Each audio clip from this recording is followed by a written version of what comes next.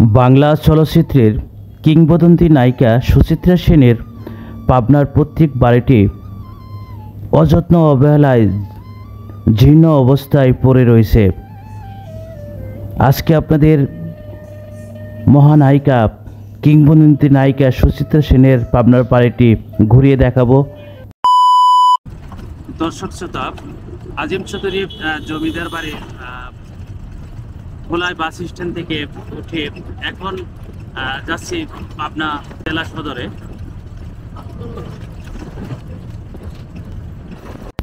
দর্শক শ্রোতা, পাবনা জেলা সদরে কিংবদন্তি নায়িকা সুচিত্রা সেনের বাড়ি।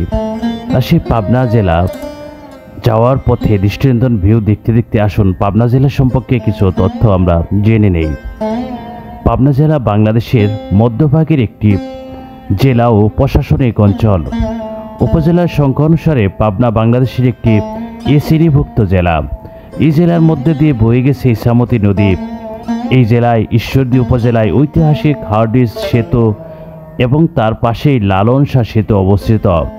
এই জেলায় কয়েকটি নামকরা শিক্ষা প্রতিষ্ঠান হল পাবনা বিজ্ঞান ও প্রযুক্তি বিশ্ববিদ্যালয়, সরকারি এডওয়ার্ড কলেজ, পাবনা সরকারি মহিলা কলেজ, পাবনা ক্যাডেট কলেজ, সরকারি Shahid Bulbul college, Pabna textile engineering college, Pabna জেলা স্কুল, পাবনা সরকারি কলেজ ইত্যাদি। 1828 খ্রিস্টাব্দে 16 অক্টোবর স্বতন্ত্র জেলা হিসাবে পাবনা স্বীকৃতি লাভ করেন। 1790 খ্রিস্টাব্দের দিকে জেলার বেশিরভাগ অংশ রাজশাহী জেলায় অন্তর্ভুক্ত ছিল। তখনকার দিনে এসব এলাকায় সরকারের দায়িত্বপূর্ণ কর্মচারীদের খুব অভাব ছিল। পুলিশের অযোগ্যতা এবং জমিদারদের পক্ষ থেকে ডাকাতি ঘটনার তদন্ত গোপন রাখা এড়িয়ে যাওয়া হতো। গ্রাম অঞ্চলে ডাকাতদের দলে দলে ঘুরে বেড়াতো। চলনবিল এলাকায় জলদস্যুদের উপদ্রব চলছিল দীর্ঘদিন ধরে। কিছু ইতিহাসবিদদের মতে পাবনা নামটি পদম্মা থেকে এসেছে। কালক্রমে পদম্মা শব্দটি স্বরসঙ্গীতে হয়ে পাবনা হয়েছে। পদম্মা জনপদের প্রথম ঐতিহাসিক প্রমাণ পাওয়া যায় খ্রিস্টীয় 11 শতকে পাল নৃপতি রামপালের শাসনকাল থেকে। ইতিহাসে উল্লেখিত রামপাল তার বরেন্দ্র কৈবত শাসকদের থেকে পুনরুদ্ধার করার জন্য 14 জন সাহায্যকারী শরণাপন্ন হয়েছিল। তাদেরই একজন ছিলেন জৈনিক সামন্ত রাজা পদুম্মার সোম। অন্য একটি সূত্রে জানা যায় পুণ্ড্রবর্ধন থেকে পাবনা নামের উৎপত্তি হয়েছে। এছাড়া পাবনা নামকরণ নিয়ে কারো মতে পাবন বা পাবনা ক্যাডেট কলেজ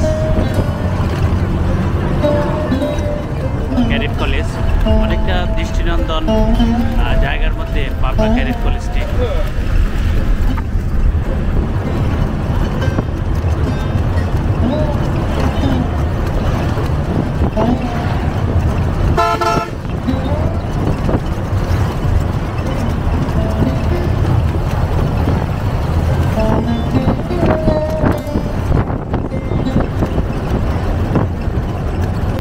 দর্শক শ্রোতা, পাবনা বাইপাস মোড়ে নেমে পড়লাম।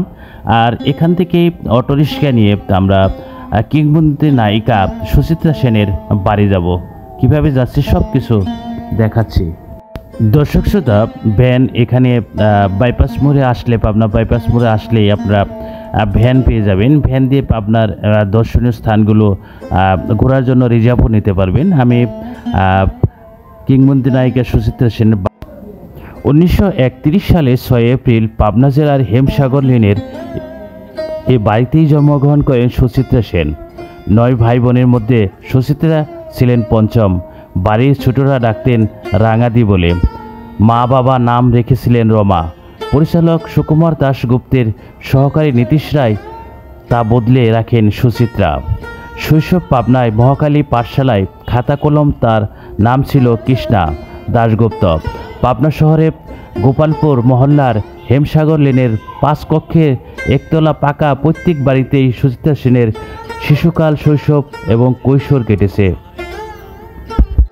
তার বাবা করুণাময় দাশগুপ্ত পাবনা মিউনিসিপ্যালিটির স্যানিটারি ইন্সপেক্টর পদে চাকরি করতেন। মা ইন্দিরা দাশগুপ্ত ছিলেন গৃহিণী। 2 বোনের মধ্যে সুচিত্রা সেন ছিলেন বড়। ছোট বোন হেনা দাশগুপ্ত শহরের মহাকালী পাঠশালায় পড়ালেখা শেষ করে সুচিত্রা সেন স্থানীয় পাবনা বালিকা বিদ্যালয়ে নবম শ্রেণী পর্যন্ত লেখাপড়া করেন। পড়ালেখার খুব একটা মনোযোগী মেধাবী না থাকলেও গান, নাটক, অভিনয় প্রিয় এবং পছন্দের ছিল সুচিত্রা সেনের। পাবনা শহরের নানা অনুষ্ঠানে গান গাওয়া, নাটক, থিয়েটার তিনি অভিনয়ে দক্ষতা রেখেছেন। মধ্যবিত্ত পরিবারে জন্ম নেওয়া সুচিত্রা সেন 1947 সালে দেশভাগের কয় মাস আগে বাবা করুণা দাশগুপ্ত পাবনার বাড়িঘর, চাকরি সব কিছু ফেলে সপরিবারে ভারতে চলে যান।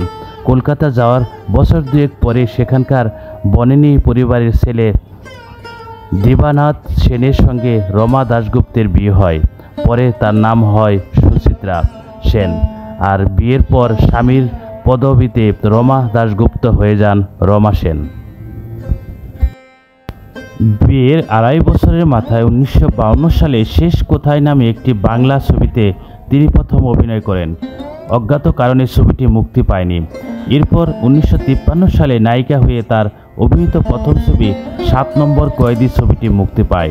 1953 থেকে 1978 সাল পর্যন্ত 35 বছর সুচিত্রা সেন একটানা বাংলা সিনেমায় অভিনয় করেছেন।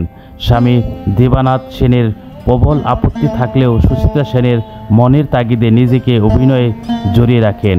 7 নম্বর কয়েদি ছবির পরিচালক ছিলেন সুকুমার দাশগুপ্ত। তারই একজন সহকারী পরিচালক নীতিশ রায় এই ছবিতে অভিনয় করার পর ছবির মুক্তির সময় রমা নাম বদলে নাম দেন সুচিত্রা সেন।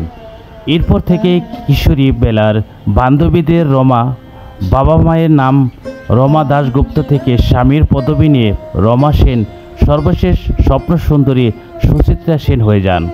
মহানায়িকা সুচিত্রা সেন 56টি বাংলা ও 7টি হিন্দি সিনেমায় নায়িকা হয়ে অভিনয় করেছেন।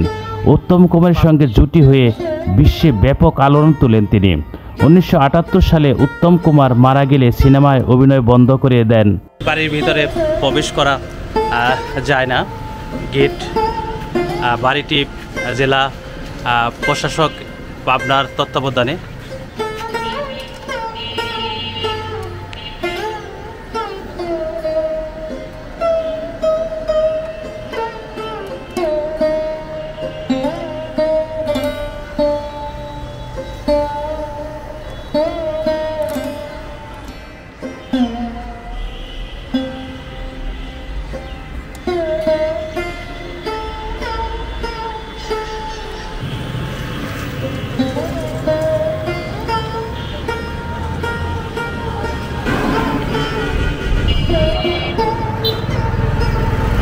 প্রিয় নায়িকার কিং। এক সময় এই বাড়ি ঘিরেই ছিল রমাদের চাঁদের হাট। এই বাড়ির উঠানের রোদের খেলাধুলা করেছেন। শীতের দুপুরে হয়তো রোদ পোহাতেন এই মাটিতেই। এক সময় বাড়ির আঙিনা ফুলের বাগান, পেয়ারা, আম, সুপারি গাছে ঘেরা ছিল। উঠানের তুলসী তলায় সন্ধ্যা মায়ের সঙ্গে প্রদীপ জ্বালাতেন রমা। বাড়ির সামনে নিচু ছড়ানো পেয়ারা গাছটা বসে পা দুলিয়ে দুলিয়ে পেয়ারা খেতেন। আজ না আছে রমা, না আছে সে গাছ। আমি আসলে জানতাম না এই রাজপ্রাসাদটি দেখেই আমি তখনই অটো চালক তাকে বললাম যে আমি নায়িকার বাড়িটি ঘুরে দেখব এবং দেখাবো সবাইকে, যে কারণে নেমে পড়েছি পাবনা বিখ্যাত কিংবদন্তি নায়িকা সুচিত্রা সেনের জন্য।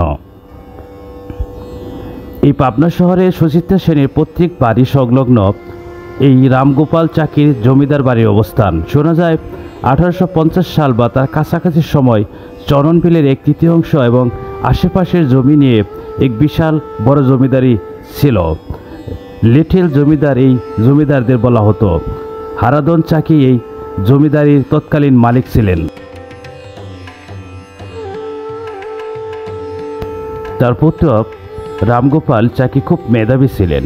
স্কুল লিভিং পরীক্ষায় উনি প্রথম হন, স্কলারশিপ পান। বাড়ির মানুষ জমিদারিতে অংশগ্রহণ করতে বলেছিল, কিন্তু তিনি স্কলারশিপের উপর নির্ভর করে বাড়ি ছেড়ে দেন। পরে কলকাতায় আইন নিয়ে পড়াশোনা করেন।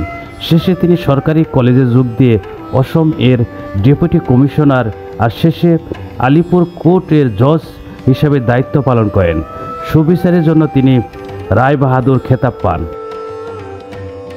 পাবনার এই বাড়ির প্রতিষ্ঠাদাতা রামগোপাল চাকি কিন্তু নিজে দেখে যেতে পারেননি। 1900 সালে মৃত্যুর 2 বছর পরে এই বাড়িতে গৃহপ্রবেশ হয়েছিল। 1950 সাল নাগাদ বাড়িটি ফাঁকা হয়ে যায়।